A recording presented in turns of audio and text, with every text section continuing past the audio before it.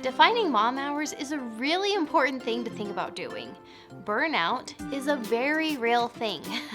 A couple weeks ago, I told you the 50 things that I quit doing to go from burnt out mom to thriving mom. And number 4 on that list was that I quit staying clocked in 24/7. Mamas, everyone needs a break. You need some time off, and so you have got to define your mom hours. Think of it like this. Being a stay-at-home mom is your job, right? And who on the planet works a job where they stay clocked in 24/7, day after day, week after week, year after year? That is insanity. And yet here, so many of us are thinking that this is what it means to be a mom. So if you think you don't deserve breaks, or if you don't know how to get breaks, this should really help you get the ball rolling. The more we can prioritize ourselves, the better we will be able to show up for our families. So hear me out on all of these tips, and at the end we will be talking about not only getting breaks from your kids, but getting breaks from all of your mom jobs. Let's start small. All moms deserve bathroom breaks. You should go to the bathroom when you need to go to the bathroom. You should be training your children to not talk to you through the door, or to be putting their little fingers under the door, or anything, right? So take those few minutes in the bathroom to breathe and relax, and to just kind of reset as much as possible. Before I go on with the rest, I need to mention that if you are in the newborn stage, my heart goes out to you. During those incredibly challenging and demanding months, things are a little unpredictable, and it is very demanding. When your baby needs you, they need you. And so just remember, if you're in this boat, to get your husband involved as much as possible. Let family and friends help you out if they're offering. Make sure that your spouse or whoever is really helping you at those beginning early times, they're taking a night shift. And even if you're breastfeeding, have them do everything else that is required at that time so that you feel like you have some relief. Now the rest of the list will be applicable and relevant to older babies, toddlers, even school-age kids. Establish a waking time. You should have a designated time when you start your mom job in the morning. That means that your kids should know what time they are allowed to get up and out of bed. My older kids can tell time. My toddler has a little starlight that is red when it's time to be in bed and green when he's allowed to get up for the day. So now that my kids are a little bit older, I do allow them to get up and out of bed whenever they're up and ready to go to the bathroom or to get food.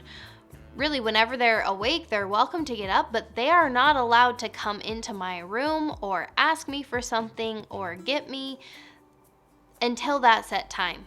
So this does a few things for me. It protects my sleep. First of all, if there's a day that I'm just needing some extra rest, I can actually get it.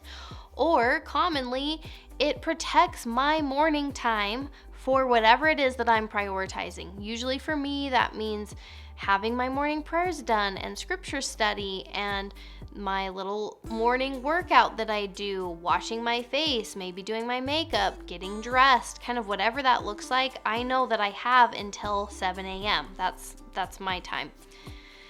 Utilize nap time or quiet time, whichever stage your child is in, for you. We talked about this last week. I will link that video in case you missed it. You should be having quiet time every single day, no matter how old your child is. And you should be using that time for you. You absolutely need to be charging your batteries, refilling your cup at this midpoint of the day. You might think that cleaning the house does this for you, or checking things off the list, but try to go beyond that for how you use this time. Establish a bedtime.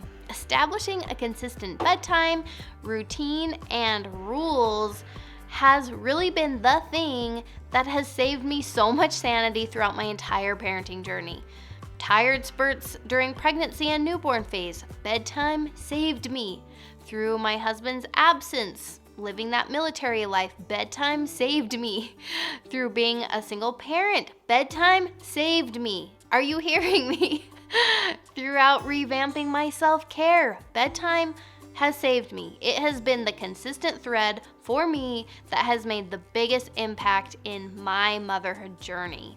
Now, I know that sounds very dramatic, but I truly mean it. Knowing that I can clock out at 7:30 p.m. every single night is an absolute game changer. Please check out my bedtime boot camp that's on sale right now. It will teach you how to do this in your home. Establish a bedtime routine, how to have boundaries with your kids around bedtime, and how to actually enjoy this evening time every single day so that you can feel refreshed for the next day. All right, we're taking our bathroom breaks. We are intentionally deciding what time we're clocking in. We're scheduling a lunch break, if you will, during that quiet time. And we're intentionally deciding when to clock out each night. Seeing your mom day like that, doesn't that alone make your day feel so much more doable? Now, I do want to take it one step further.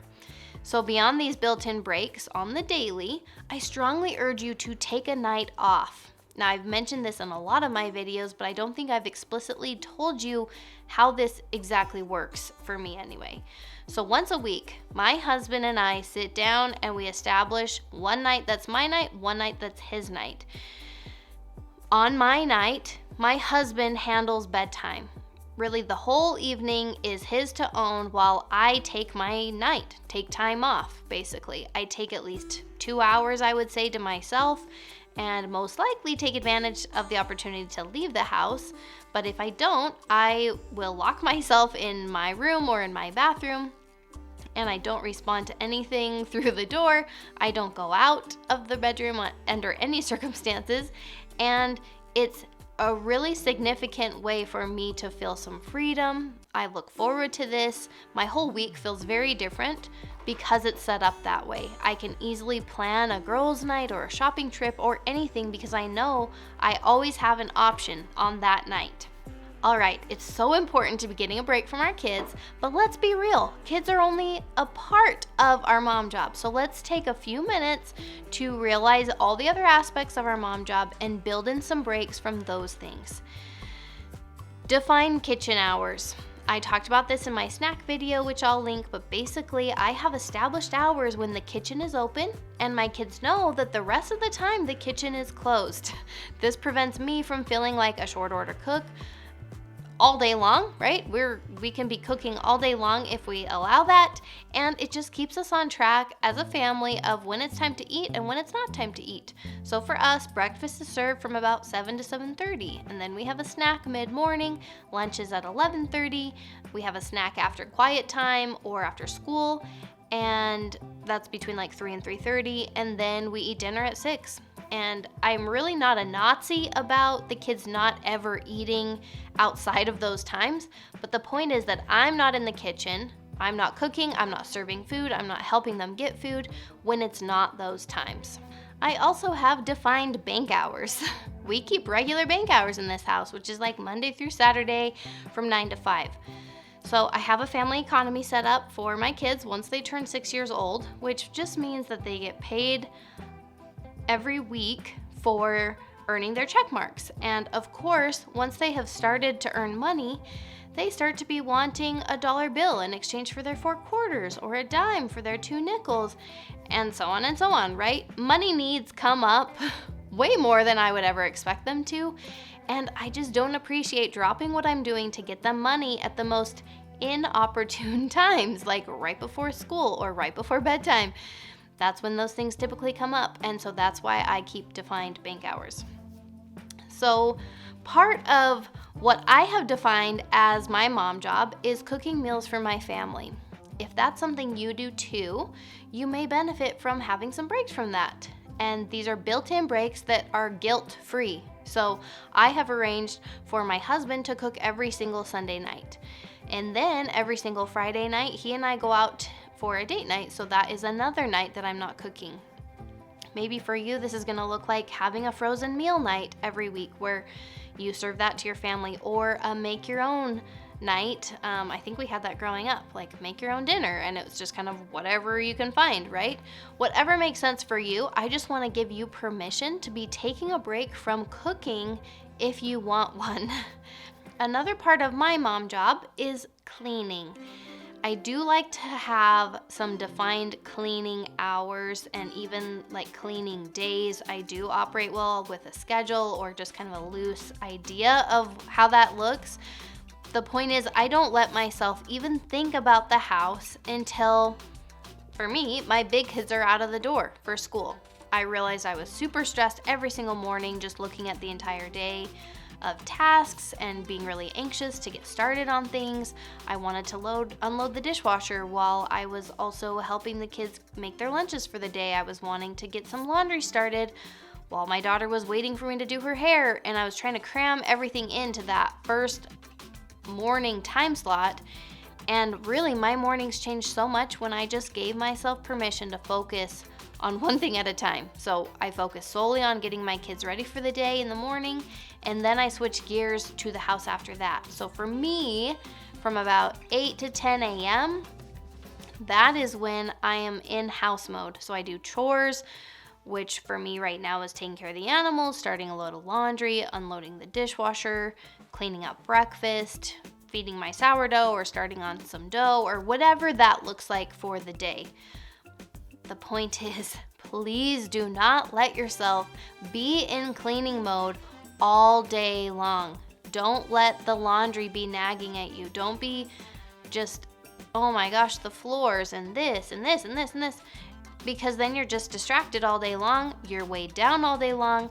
Yes, we are tidying as we go, certainly. Like, that is just the deal, right? And yes, there's absolutely always going to be enough to consume our entire day worth of cleaning if we let it, but that's probably not the way that we are going to feel like we're thriving in our motherhood, right? So when it comes to defining our mom hours, I just want us to get to the point when it feels completely normal and expected that we take breaks. Just like putting in hours at a regular job, moms need breaks, just like everyone else. The hard part is that we don't have someone telling us to take these breaks. And instead of at a normal job where you're encouraged to take your breaks and everybody takes breaks and it's normal, we feel guilty for taking breaks and we feel ashamed for taking breaks, and we just try to avoid that at all costs. I'm speaking for myself. Maybe you don't feel this way. I hope you don't. But the point is, there's no contract or outline of our mom hours, and so we are basically our own boss, which is a really tricky spot to be in. So try to take it seriously. Take your breaks. We need those breaks so that we are ready for whatever the day requires of us. We take care of ourselves so that we can take care of everyone else. I hope you're having a wonderful week. Please like this video and subscribe to my channel if you're new, and I'll see you very soon.